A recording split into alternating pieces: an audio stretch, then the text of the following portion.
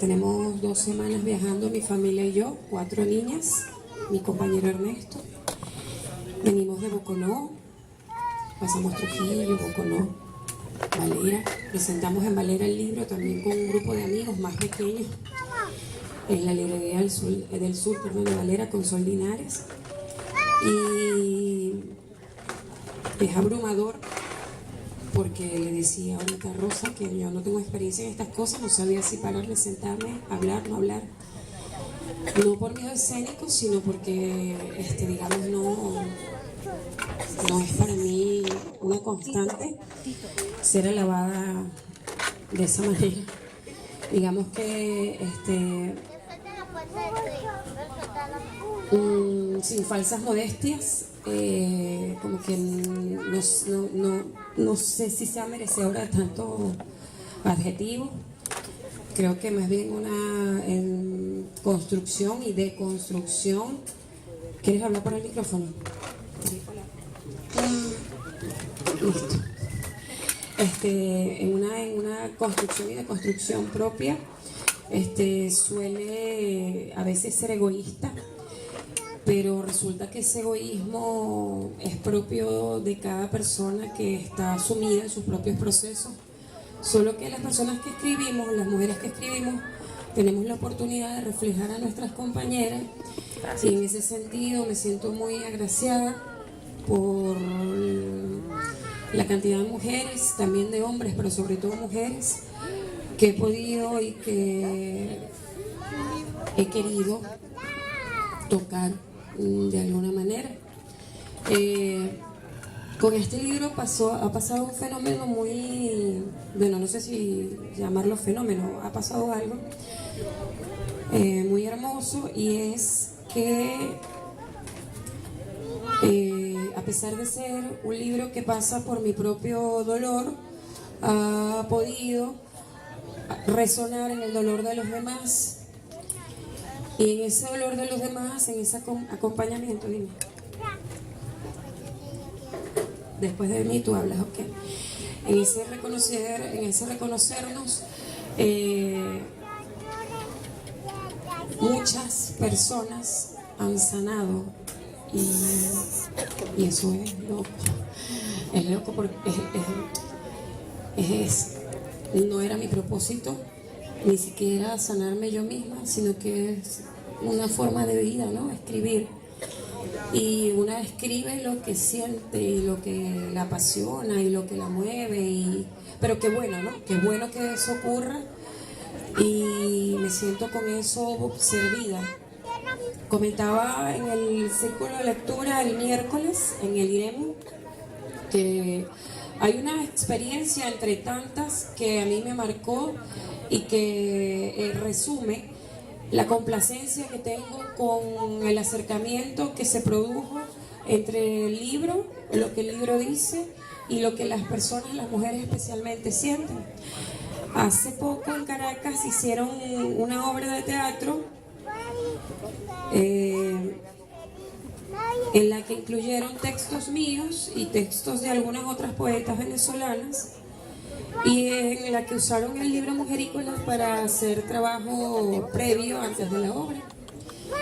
Me invitan a la última función en Caracas, y después de la función nos quedamos para conversar. Había una muchacha que me insistía mucho en que le firmara el libro, y bueno, le firmó el libro. Al final de la conversación, la muchacha pide la palabra para hablar, para explicar por qué su insistencia. Bueno, y habla. No, yo me llamo fulana de tal, y empieza a quebrársele la voz. Resulta que ella y 2 muchachas más de 6 estaban allí para agradecerme poder hablar sobre una experiencia que hace poco las había marcado a las 6 en una universidad. Un profesor las violó a las 6. Sé que hay niñas y niños, pero es una realidad que nos toca a diario a las mujeres. Y bueno, afortunadamente, lamentablemente eso ocurrió, pero afortunadamente las 6 se unieron y hacen voz judicial digamos, recurrieron a la justicia para denunciar a este profesor, pero ellas insistían en que yo le firmara el libro, querían hablar conmigo y tal, porque decían que a través del libro habían encontrado la fuerza que necesitaban para movilizarse. Y eso es lo más importante que a mí me ha pasado respecto al libro, ni siquiera la publicación. Era la fuerza que sea posible que estas mujeres no se quedaran con una agresión de ese tipo, se reunieran, hicieran algo al respecto, aunque la justicia hasta entonces no ha hecho nada. Pero allí mismo, entre mujeres, nos reunimos y decidimos ayudarnos, incluso sumando voces a las de las 6 muchachas allí, porque además después eran como constantes las denuncias, como si yo fuera un confesionario, me llegaban una detrás de otra, y a mí me pasó esto, y a mí me pasó lo otro, y a mí me hicieron esto, y a mí tal, y se montaban unas sobre otras porque querían decir lo que estaban sufriendo. Entonces, ese libro no es desde el victimismo, pero yo creo que más desde el empoderamiento, ¿no? Pero recorre el dolor de los demás. Hay un libro que se llama así, Estoy haciendo abuso, un título de Susan Sontag. Bueno, la más grande escritora de América. De Estados Unidos, sí, de Norteamérica. Ajá, se supone, Angélica, ¿dónde está? Bueno, no le agradeció lo suficiente a Angélica en este momento, lo hice mucho el viernes. Una forma de honrar su trabajo, porque no me puse de acuerdo con Angélica para que estudiase Mujerícola, ni mucho menos, o sea, ni siquiera yo me puse de acuerdo con la editora del libro para que este libro saliera, mucho menos para que otra persona lo estudiara. Eso me es sorpresivo, pero como les decía el miércoles, Mujerícola solamente fue un medio para que se establecieran lazos entre mujeres en Falcón, y eso me pareció tan maravilloso y tan motivador, que no requiriera una institución pública para que se realizara, sino que el impulso de una persona y después en conjunto, en colectivo, me pareció tan valioso que, bueno, aquí estoy en homenaje y en agradecimiento por esa reunión, y como impulso para que no se quede nada más en esto, sino que las mujeres escritoras, en este caso en Falcón, sigan adelante y sigan escribiendo, y me siento muy muy contenta de estar acompañada de ustedes,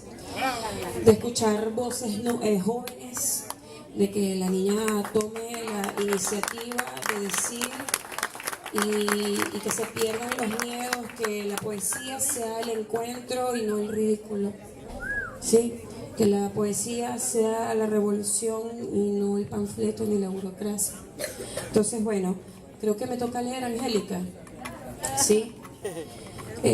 Yo no traje mis textos poéticos, sino el Mujerícola, y bueno, voy a leer uno que fue el segundo Mujerícola que escribí, fue sobre una mujer en Falcón, que nada más lo pienso, y bueno, una mujer que su hijo autista pisó una boca de visita tapada con cartón y se cayó, pues yo creo que lo tumbaron, lo empujaron. Y la mujer fue detrás de su hijo y ambos murieron. Se llama Boca de Visita. Al Lewis Carroll venezolano se le volaron los tapones. En su lugar colocaron unos cartones. Lanzó por la madriguera a un conejillo con autismo y a su madre detrás del posible salvamento. Todavía no vuelven. Se dice que el té del sombrerero es más adictivo que el excremento del diablo, y que han de estar enredados en el charco de lágrimas del que no se vuelve cuerdo. No hay foto de Alicia ni del hijo, y ¿de qué sirve un libro sin dibujos ni diálogos? Las paredes de la boca de visita no tenían vademecum o opúsculo, tampoco frascos de mermelada, pero el hoyo parece sin fin. Mientras caía, la madre imaginaba que cruzaba hacia la maravilla, tomada de la mano de su hijo. En el trayecto le apretaba y él hablaba más y con mayor claridad. De vez en cuando sacaba de su chaleco el reloj. Ya no tenían apuros en el aquí y en el ahora. Seguía siendo su hijo y ella su madre.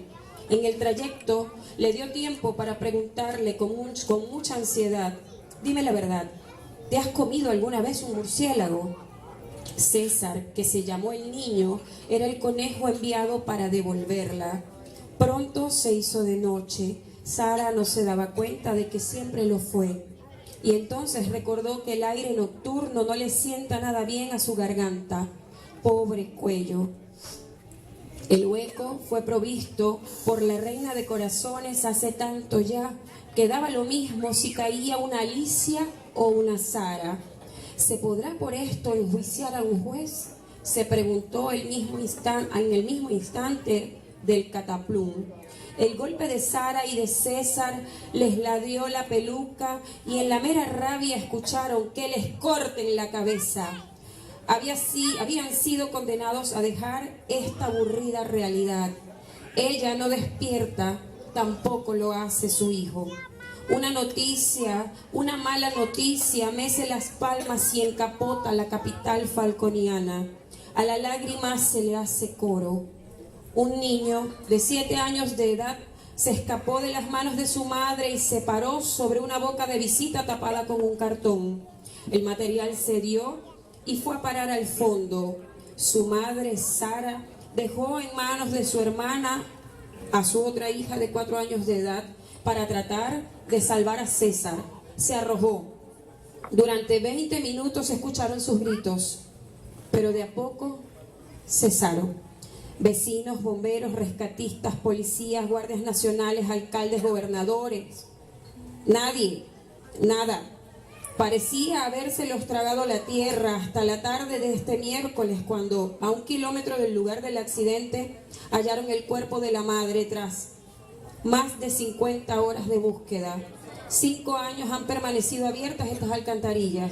Pregúntese, ¿usted se hubiese lanzado por su hijo?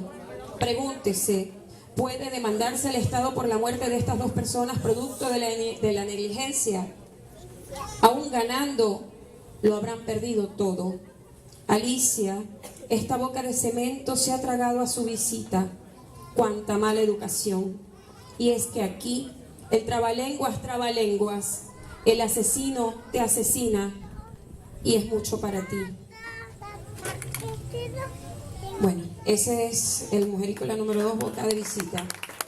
Lo quería leer porque recientemente cuando visité a Daniel a su casa, me decía que Sara había caído muy cerca de donde ella vivía y yo sentí como la necesidad de incluso ir. Pero son como dolores por los que me cuesta volver a pasar.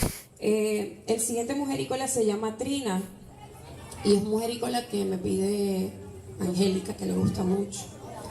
Trina es el mujerícola número 14. Ella nació 3 veces. La vez que el viento de Río Chico movió las hamacas en la entrepierna de su madre, cuando se arrejuntó con Orlando y cuando Orlando murió. 2 hijos le parió, Sebastián y Juan.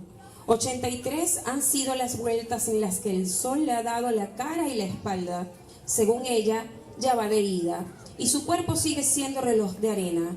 Su mejor obra consiste en estar viva. No silba, y aunque pasaba en limpio todos los libros de su marido el poeta, no le gusta manchar el papel. Pero es cuentera y lo agradezco. La palabra casa hace de techo al piso de otro, y en las ventanas de su cocina cuelgan las sábanas roídas y hepáticas de una vecina sin pudor, dice ella. Su hogar, un viejo apartamento de 110 metros cuadrados y la bibliotecas escondidas y otras a la vista. Las plantas son la vida de una casa, me conduce orgullosa por su balcón y luego se tiende en su sofá. Su 1,50 y tantos no lo llena. Comenzamos. Los domingos la arregla para sí misma y para la visita. Si no fuera la mujer de Orlando, yo no te importaría, me suelta. Pero me importa más de lo que cree. La mayor de 5 le teje a su hermana, la que le sigue, una bolsa con el hilo que desandó de un suéter viejo. Es marrón con beige. Me lo muestra. Ya ni un hilo se puede comprar. Sonríe en cada final de frase y yo le creo el gesto.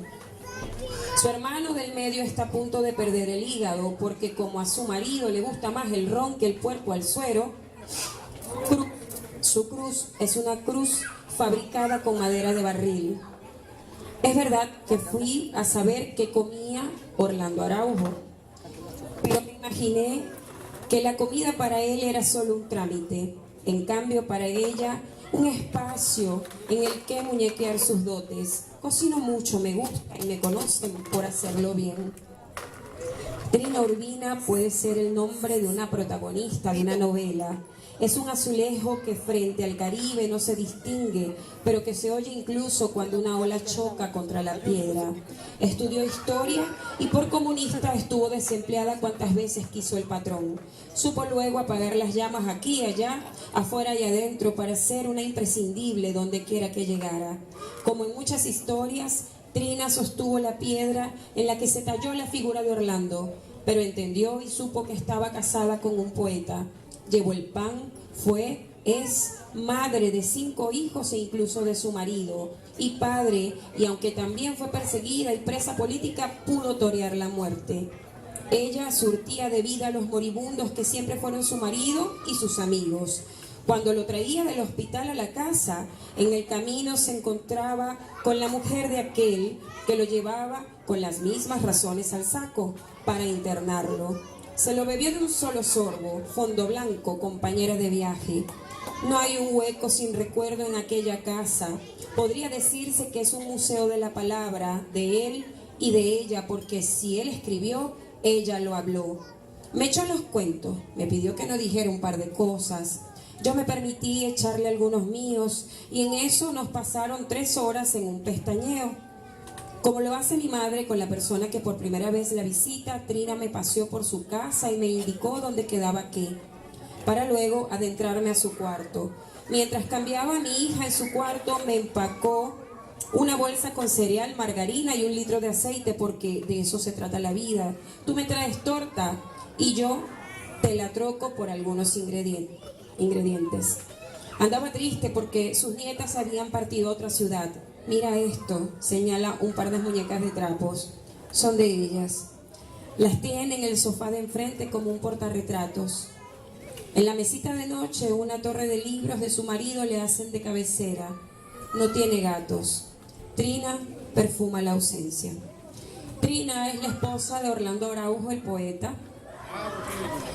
Trina, como otras mujeres, esposas de escritores, digamos que está detrás del busto del marido, pero son grandes mujeres, son mujeres que sostienen la literatura, no solo en Venezuela, sino en el mundo, caso de García Márquez, pero son en sí mismas grandes personajes, ¿no? Grandes personas, por supuesto, y son bastante olvidadas, siendo que son el sostén muchas veces de los hombres que solamente escriben mientras la mujer provee, que en la costumbre dicta lo contrario. A mí me gusta mucho Orlando Araujo y por eso fue a hablar con Trina para saber qué comía Orlando, porque escribía un artículo sobre eso y terminé haciendo uno de Trina. ¿Me permite uno más o...? Sí. Dale, que no viene caro. Hay uno que le gusta mucho a las madres, y a mí también, por supuesto, que soy madre. Es el Mujerico en la 31 y se llama Madre. El arroz estaba caliente y el negrito se quemó. La culpa la tuvo usted. Ser madre es tener la culpa. Culpa de cuidarlos y de no hacerlo bien. Uno de estos días le pregunté a mi hija de 2 años qué era una madre para ella. Y me respondió que era la mamá negra que sopla el arroz para que el negrito no se queme. Y díganme si el soplido puede convertirse en ventarrón y no sepa nunca el negrito bailar alrededor del fuego. Se queme o no, la culpa es de la madre. Pero si para el mundo la madre tiene la culpa, para la madre el hijo, los desvelos, los dolores, las lágrimas, los sacrificios. Recuerdo el día que mi madre me reveló que no se iba a estudiar a Costa Rica, beca mediante, por nosotros. Yo no quería que se fuera, tampoco que se quedara, y de cualquier forma la culpa la tenía yo, aunque mi madre nunca me lo reprochara. En verdad, no la tiene nadie, porque ser madre es también una renuncia. A tenerlos para siempre en el útero, a tenerlos para siempre fuera del útero. Me decía Adolfo Herrera, mi profesor en la universidad, que una reproduce o niega a sus padres. Hijos sois, padres seréis, repetía. Algunas feministas se atreven a proponer, no se es madre, se tienen hijos, porque ser madre en el fondo es desaparecer. Como lo expone Marcela Lagarde, el descuido para lograr el cuido, la maternidad como categoría antropófaga que nos devora. Entonces, sí tenemos la culpa, pero de ser madre. Simone de Beauvoir lo plantea así en El segundo sexo. Otra actitud bastante frecuente y que no es menos nefasta para el niño es la devoción masoquista. Algunas madres, para compensar el vacío de su corazón y castigarse por una hostilidad que no quieren confesarse, se hacen esclavas de su progenie, cultivan indefinidamente una ansiedad morbosa, no soportan que el niño se aleje de ellas, renuncian a todo placer, a toda vida personal, lo cual les permite adoptar una actitud de víctimas, y de estos sacrificios extraen el derecho a negar al hijo toda independencia. Esta renuncia se concilia fácilmente con una voluntad tiránica de dominación. La mater dolorosa hace de sus sufrimientos un arma que utiliza sádicamente.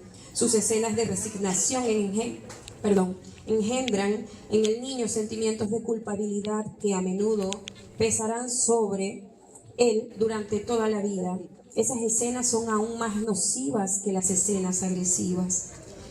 Para Carlos Marx, la tiranía del poder y mater en la familia burguesa ve en sus hijos medios de producción material y espiritual. Emma Goldman lo amplía. Las consecuencias de una maternidad represiva no pueden ser más que una masa de siervos.